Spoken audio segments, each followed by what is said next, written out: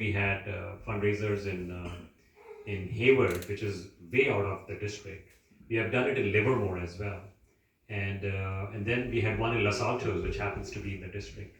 So we have been making the rounds. In fact, people in Boston invited us, for a fundraiser there, which worked out really well for us. And then there were people in Atlanta who wanted to host us, so we have said let's do it after the election because we have to stay focused on running a campaign. If you start traveling, then the campaign doesn't get executed. So that's my story. I mean, I'm a tech guy, and I floundered my way into politics because when I would see a problem, I would essentially try to find solutions. I just couldn't look away. And my wife says you're a glutton for punishment. When I found myself getting reelected with the highest votes in 66 years of Saratoga, I realized we are doing something right. Because I'm not really following the herd down a cliff. I'm basically creating my own path of people-centric values and behavior. And I'm trying to step up and do something good for the people. And that was my story in Saratoga, where there were problems with burglaries. And I took on the challenge and we dropped burglaries by 50%. It started in my very own neighborhood. Politics is local. That's really my story. And then it got bigger and bigger because people kept pushing me forward like, hey, do this and do that. And here we are running for Congress. Now, there are many people who have decided to jump in because the incumbent retired.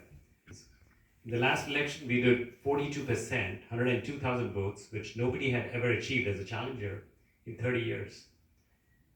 And then if we had another 19,000 votes, we would have won that race.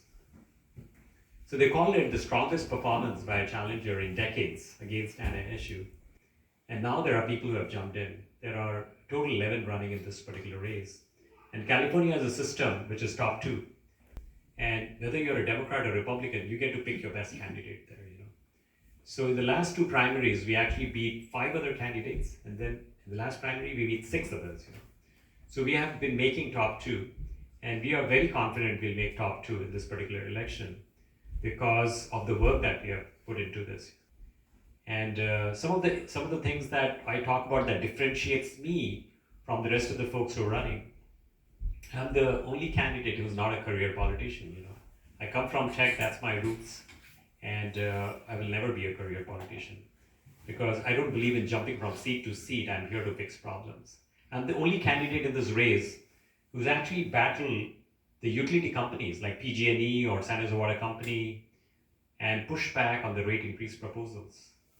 And I'm still surprised that I happen to be the only elected leader from 6 cities that actually battled San Jose Water Company because of their exorbitant rate increases that they were imposing upon people. And we actually rejected 10 of them. It's not just activity for the sake of activity. It's not political platitudes, what I believe in. Because when I say something, I want to do it, I actually want to show results.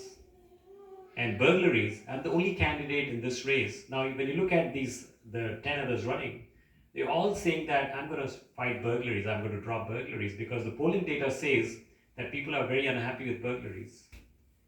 But I'm the only candidate who's actually done that. I've pushed back on tax increases.